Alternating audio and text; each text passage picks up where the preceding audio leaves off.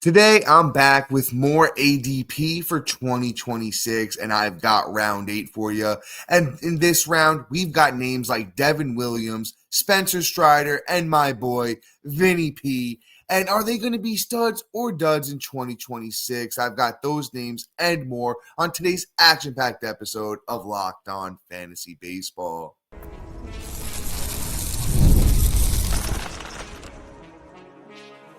You are Locked On Fantasy Baseball, your daily fantasy baseball podcast. Part of the Locked On Podcast Network, your team every day. Hello, fantasy baseball fanatics. I'm your host, Dominic Martino, riding solo today, and welcome to the Locked On Fantasy Baseball podcast, part of the Locked On Podcast Network, now the #1 sports podcast network. Thank you for all of our everydayers and new listeners for making us your first listen each and every day. Matt and I are longtime fantasy baseball analysts, and between the two of us, there's over 40 years of fantasy baseball knowledge, and we do this podcast to share it with you. Wherever you watch and or listen, please be sure to like, subscribe, comment, rate, and review. It helps to grow the podcast, and we truly appreciate it. Today's episode is brought to you by FanDuel. Right now, new customers can bet just $5, and if your bet wins, you'll get $300 in bonus bets to use across the app. Download the app today. And all right, guys, I had it lined up early down there. You can kind of see who we got lined up first, so I'm not even gonna, be coy about it. We're talking about Vinnie P, Vinnie Pasquantino, Kansas City Royals first baseman, the Pasquatch Vinnie P. And listen, had a great season in 2025. I'm honestly gonna call it a breakout year, if you will, right? Played 160 games, 621 at-bats, 72 runs, 33 doubles, 32 home runs, 113 RBIs. He did have 49 walks to 107 strikeouts. Don't love that, but did it 264. So I think Vinnie P is kind of settling into, this nice, solid first baseman where, the power's legitimate, getting good RBI numbers, and the batting average is pretty solid. I think there might even be a season where Vinnie P can hit even a little bit better, right? If the plate discipline, can get a little bit better as well, right? Maybe that batting average could creep up in, the 275, 280 department one year. I always thought Vinnie P was going to be a little bit better at batting average. Yet TBD, maybe he does just live in the 265 range, and that's all we ever see from him. But I do think there's like a 35, 280, 100 plus RBI, 85 run season in Vinnie Pasquantino's bat. And the value we're getting on him right now, once again, we're in the 8th round. Should have mentioned this up top, right? We are talking about, 8th round here. And Vinnie P is the first pick, 8th round. So that's going to be around pick 85, on average here, where Vinnie P's going so far. And I love it. I think it's solid. If you want to wait at first base, that's not a bad move. I currently have Vinnie P as the 9th first baseman off the board in my way too early 2026 rankings. And now it's just way too early. It's not way too early anymore because, listen, believe it or not, fantasy football's wrapping up. If you still play fantasy basketball, and if you do play fantasy basketball, you don't listen to Josh Lloyd, who is our Locked On Fantasy Basketball analyst, you're doing yourself a disservice. But you could be doing that, but start paying attention to baseball, no matter what you're doing. So early, ADP right now, with first baseman, I'm gonna see where that has Vinnie P, as far as what number he's coming off the board as far as first baseman go. Bear with me as I pull that up. But I think it's going to be it's a solid price. I'm assuming it's lower than 9th, right? Where is it? 10th. 10th. So that's not bad. That's good value. I think the only person that ADP has above Vinnie P that I don't is Ben Rice. And even as a Yankee fan, I'm not going to get down with that. I'm not going to agree with that. Ben Rice has done it once. Vinnie P's done it twice. Vinnie P has a better track record. I think he's just honestly a better player overall. But with that being said, I want to hit a lot of names today, so I am going to keep things pushing. Vinnie P, definitely somebody I love to draft. Let's move on to 86. We picked 2 in round 8. Kyle Bradish, starting pitcher for those Baltimore Orioles. I like Bradish. I think he is, a very good starting pitcher, and he had a pretty good showing last year of it. And I think it's only going to get better, right? With a full season under the belt. 6 starts last year for Kyle Bradish of those Baltimore Orioles. 6 starts, 32 innings, 47 strikeouts. Once again, that was a 2.5 ERA, if I didn't already say that. And he had a 103 whip as well. And the underlying stuff looks good for a guy like Bradish. He's over his last basically 40 plus starts. He's been elite. I think this is low, honestly. I think this is low. For Bradish, he's going, almost outside the top 100, here at pick 86 or getting close to pick. I should say that. I have Bradish currently ranked maybe a little bit too low at SP 36. I could honestly see myself moving him up to about, 28, 29 range. In SP, I think he's going to wind up being a very, very good SP3. Maybe even better than that, to be honest with you. But definitely somebody I want to get my shares in, right? Just because I think he can be very, very good, borderline elite level.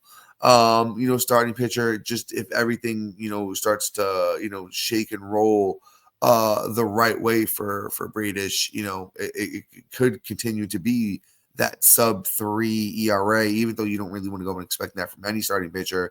Over that K per 9, the whip is going to be really good. I think Kyle Bradish is somebody that we could, be talking about, next, going into next season as, potentially top, maybe the way that we're looking at a guy like Christopher Sanchez right now. Because what I will say is maybe that it's not right, but, the numbers just might be there. And then, we look back and get Kyle Bradish a pick, around 86, in round 8. Just doesn't look like, it winds up looking like a steal. So he's somebody that another guy that I give, the thumbs up plus nod to here in round 8, just because I really like the value and, what he can bring to the table here. And I'm going to sneak one more name in here real quick. And let's see if he also gets the round 8 seal of approval, because honestly, we've been looking so good, so far so good here in round 8. But let's talk about Maikel Garcia. Actually another Kansas City Royals here. Kansas City Royals round was looking like here in round 8. Maikel Garcia, I like him too. I'm going to be honest with you, can't even really hide it. I just like the skill set that he brings. A little bit of speed, good batting average, in a good lineup to get runs. And, it wasn't a slouch in the RBI or home run department last year either. Got his first All-Star nod at age 25, Maikel Garcia did. 160 games played last year. 595 at-bats, 81 runs, 39 doubles, 5 triples, 16 homers, 74 RBIs, 23 steals, 62 walks to 84 strikeouts. Even the plate discipline took a big step forward in, for Maikel Garcia in 2025. And he hit 286, another career high number there. I love it. I love what I'm seeing from Maikel Garcia. I had him in previous years before, 2025. I believe I had him on one, maybe I definitely had him on one, maybe 2 teams last year. Just really love, what the kid can do. Got a little bit of a Swiss Army knife eligibility too. Not sure where he's going to wind up retaining eligibility on every platform this year. but a lot of the underlying stuff backs up the things that Garcia does good, which is going to be the speed and the batting average. So I don't see why, this can't be a great spot. If you need a third baseman, I know he definitely retained third eligibility. Don't know if he retained second on Yahoo. I want to say most likely, and or outfield as well. I know he played some games there too. Let me see if I can up real quick and just kind of see how many games he played at what positions. All right, cool. I got this here. 11 at second, so that's good for Yahoo. Might not, I think it's 15 for other platforms. So on Yahoo, Maikel Garcia will have second, third, shortstop,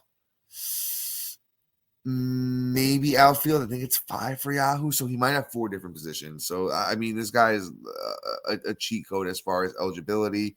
And you could even take him here, right? And maybe you need a second and a short, or a third and a short, or even like second and outfield. Like you could just pair that so many different ways and just kind of wait and see. You could plug him in either one, wherever you don't wind up with better value. But I'll say this: Maikel Garcia is another guy who's gets a thumbs up, seals a round 8 of approval for me. But before we move on and we talk about more names, like Spencer Strider, Eury Perez, Nick Pivetta, and more, we'll be right back. And all right, guys, I want to talk to you about my friends over at FanDuel, right? NFL Sundays move fast, one big play, and suddenly everything feels different. That's what makes live betting with FanDuel so exciting. You're not just watching the game, you're reacting to it in real time. With FanDuel, you can place bets, as the action unfolds, every drive, every momentum swing, every highlight moment. Live betting is best when the game, starts to shift, a receiver gets hot, a defense tightens up, or the momentum flips after a turnover. FanDuel lets you jump into the moment. Live spreads and money lines adjust instantly. Player props update as guys heat up. You can, bet the next touchdown scorers, drive results, totals, and more. It keeps you locked into every snap, every drive, every possibility.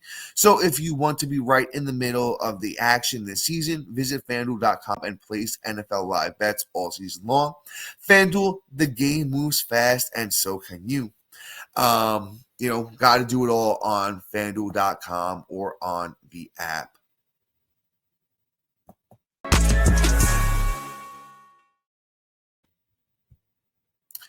And guys, I just want to say thank you for making Locked On Fantasy Baseball your first listen of the day, and thank you for making Locked On the #1 sports podcast network. Listen, you already live your team every day. Now take it to the next level and, go ad-free. Join the Everydayers Club and get Locked On Fantasy Baseball with no interruptions, members-only Discord access, and more for only just $5 a month or $50 a year. You're going to go to, our website, which is lockedonfantasybaseball.supercast.com, or, just check out the link in the show notes for more. But let's keep things pushing with the episode, right? I want to move on here. We just covered, we got up to pick 87, which is Maikel Garcia. That's the third pick of round 8 so far, according to early ADP. Let's do, this next player who would be the 4th pick of round 8. That's going to be starting pitcher for the Miami Marlins. That's Eury Perez. And I honestly feel like I've talked about Eury Perez, a good amount already this offseason. But you know what? Let's kind of just dig into him a little bit more here. He is one of the biggest, scratch-off tickets, like lottery, cards here, because he really does have the ace stuff. Can he put it together for 30 starts? That's the big thing here. He couldn't do it for 20 last year. It was very inconsistent. Eury Perez was 20 starts, 4.25 ERA. But don't forget, this is coming off a missed year too, so we got to cut him a little slack for a young kid, 22 years old. 20 starts in 2025 once again for Eury Perez. 4.25 ERA, 95 innings, 105 strikeouts, 104 WHIP. Numbers overall were good. ERA, as I said, wasn't great. The FIP said he deserved better. I honestly think Eury Perez versus Kyle Bradish is a tough one. I wish I had Matt here to talk me through that one, but honestly, man, if I want the upside, Perez, because I think the upside of Perez could just be, a top 10 pitcher in baseball, where I don't think Bradish is top 10, but even so, Bradish could be top 12, 15. I just don't think Bradish has the upside, strikeout upside Perez does, but Bradish does strike out a lot of guys too. So, it really is a tough call there. I think they're both going to be exceptional pitchers, but I will say this. I think if it came push to shove, I'll take Bradish just because I think the floor is safer. I think things could go bad for Perez and it could be an over 4 ERA again. But with Bradish, I don't think even things going bad for him is over like a 3.5 ERA, 3.6. So with that being said, I will stick with Bradish over Perez, but I do think Perez is going to be very good. I think Perez is very high upside. I think it's a sub 3 ERA with well over a K per 9. The whip being very good as well. Good round, man.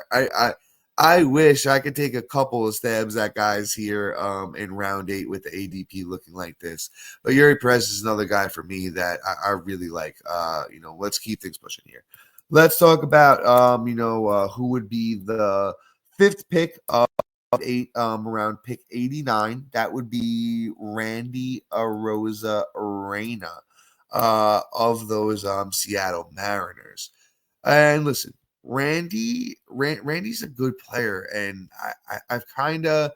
I've went both. I've turned the fence a couple of times here on Randy. I remember when Randy first came up with Tampa. Was just really getting a crack at it in the bigs with Tampa Bay.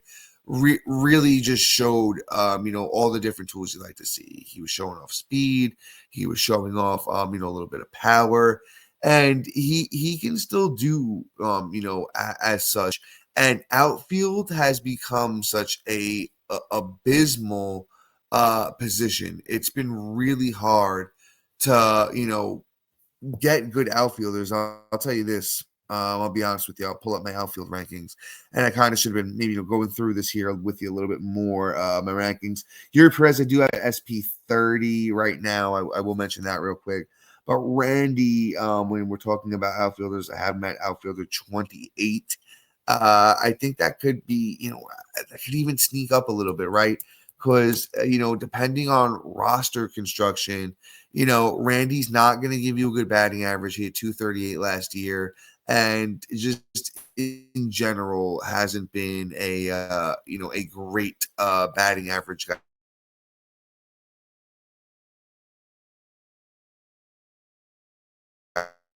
How he's going to give you counting stats.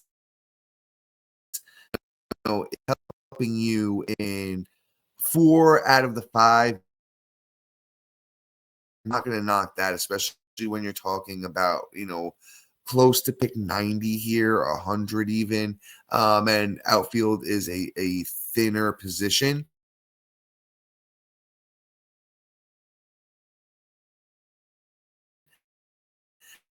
That this is just looking like a really solid round that I wish I could have multiple picks in. Getting here, I kind of just want to backtrack a second here. If my laptop wants to be kind to me here for maybe a few seconds, I'd appreciate it because the technical difficulties are at an all-time high here tonight. With the punches here with me as I navigate my way through. So Randy, I wanted to give you the run here of the numbers from last season. I finally got it. 160 games played, which is actually a career high. 613 at-bats, 95 runs, 32 doubles, 27 bombs, also a career high. 76 RBIs, 31 steals. Randy is a career 250 hitter, but the 27 home runs are career high. So he probably it looks like he just sold out for a little bit more power. I love the 25, 30 upside with maybe even a 250 batting average. 95 runs is the very normal thing that Randy does. The RBIs kind of depends. Eugenio Suarez is not there anymore. Let's see what the kid could do. Maybe there's more RBI opportunities in Seattle this year for Randy Arozarena. So we'll see. We'll see where things take them. But with that being said, we got more episode coming up after this.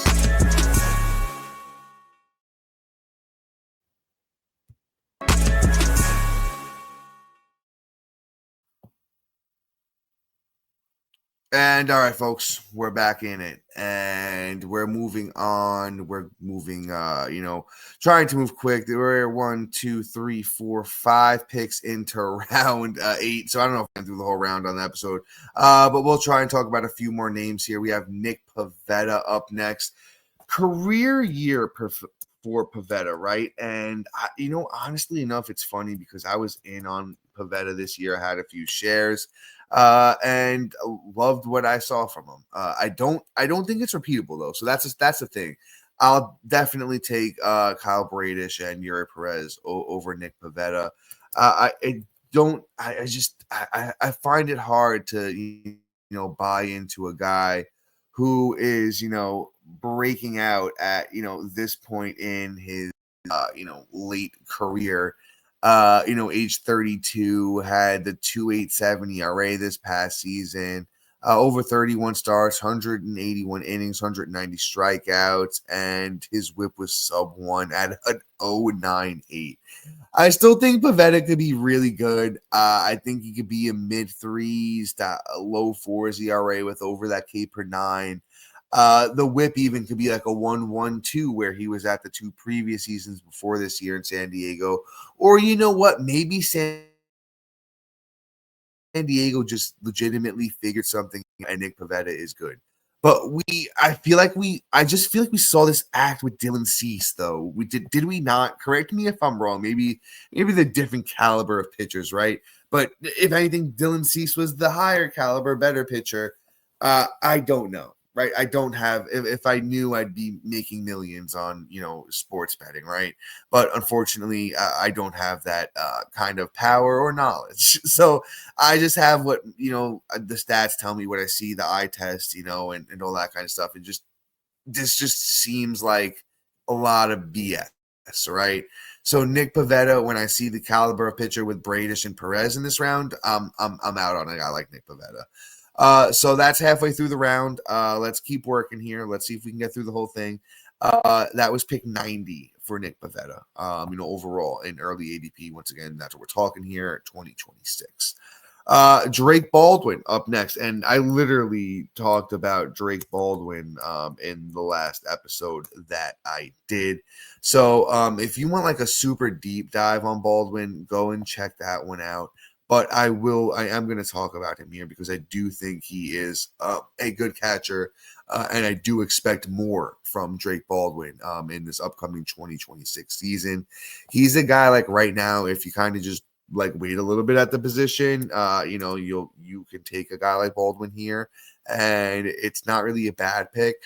I'll say this, I'm not targeting him here like I might be targeting some of the other names that I talked about, the Maikel Garcias, the Eury Perez's, the Bradishes, and even the Randys. That those are guys I'd be looking at more if I'm following, where ADP is. But, Drake Baldwin, man, in 124 games, 405 at-bats, rookie year as a 24-year-old, 56 runs, 18 doubles, 2 triples, 19 bombs, 80 RBIs, 38 walks, 68 strikeouts, and a 274 batting average. I think that's something he could build off of. I think he could play a little bit more. Maybe he gets 135, 140 games in, next season, and a little bit more at bats. Could get you up to 70 runs, 25 bomb skis, 85, 90 RBIs. The batting average is believable there, and could just be really, really good at the catcher position.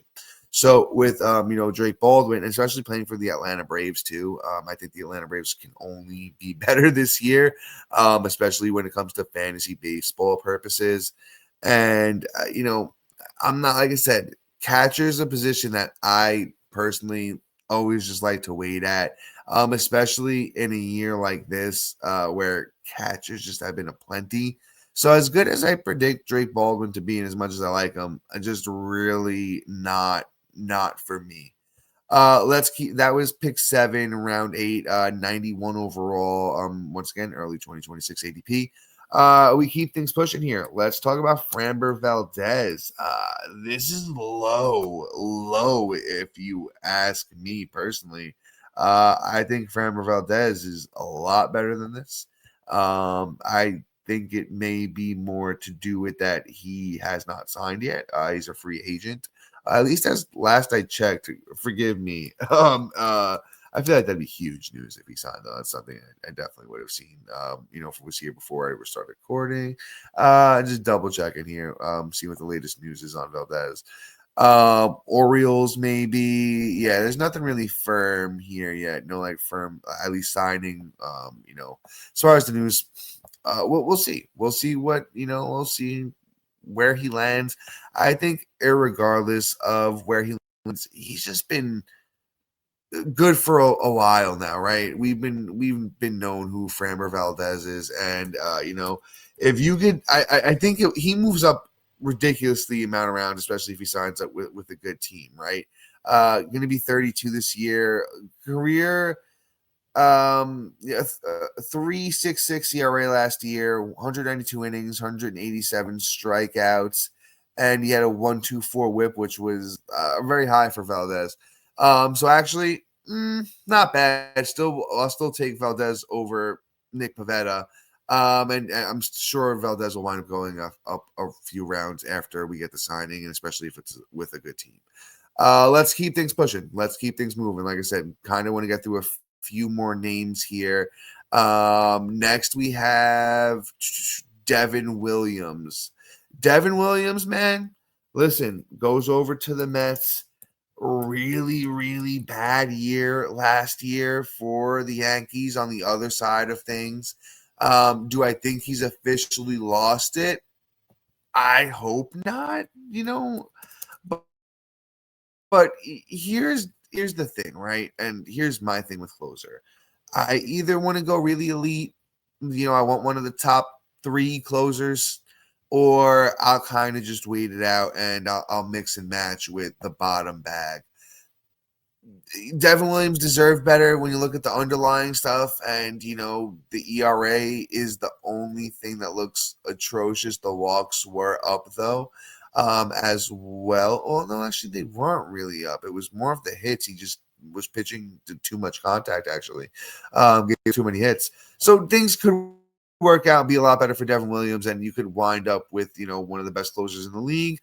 Don't forget he is aging though; he's getting a little bit older, so it's not something that I'm definitely counting on here with Devin Williams, right? But moving on, I digress. I can get through these last couple of names here. Let's talk about Spencer Strider, especially because I told you I was going to talk about Spencer. I have to talk about Spencer Strider. Do I still think he can be an ace? Probably not, man. I don't think that any longer. I even want to preface this, guys. I don't think I'm keeping him this year in smaller formats, right? If you keep 8 guys on your team or less, I'm probably not doing it. 10 or more, maybe you consider it there. Strider's just not the guy he was anymore, man. The fastball velocity's been dropping year over year since 2022, to be honest. Look at it like this. In 2022, batters hit 201 against Strider's fastball, and the velocity was at 98 miles an hour. We're all the way down to 95 miles an hour last year on Strider's fastball. Batters were hitting 294 against it. The slider is great. The slider will always be pretty good for Strider. He's developed this curveball over the last couple of years that's been pretty good for him. The changeup got rocked this past season, and it's just, if he can't figure out a version of this fastball to pair with the slider curveball combo, I just don't know. He'll still have great games because it's good stuff, and the fastball can play up against certain teams and certain nights. I just don't know if Strider still has that ace upside. I don't know if we should be expecting those kinds of things from him. So I'm kind of out on Strider. Last guy, Seiya Suzuki. I'll just say this: say you later, because I'm out on Suzuki. I think he plays right on certain teams, certain builds, certain formats. But for me personally, just not in this round, especially with the caliber of bats. When you're talking about a Pasquantino or a Randy Arozarena specifically. Guys, but with that being said, that is all for today's episode. Shout out to our everydayers and new listeners. We truly appreciate everybody, all yous out there, who listen to the podcast and, just help us grow day over day, year over year. It's truly, truly appreciated.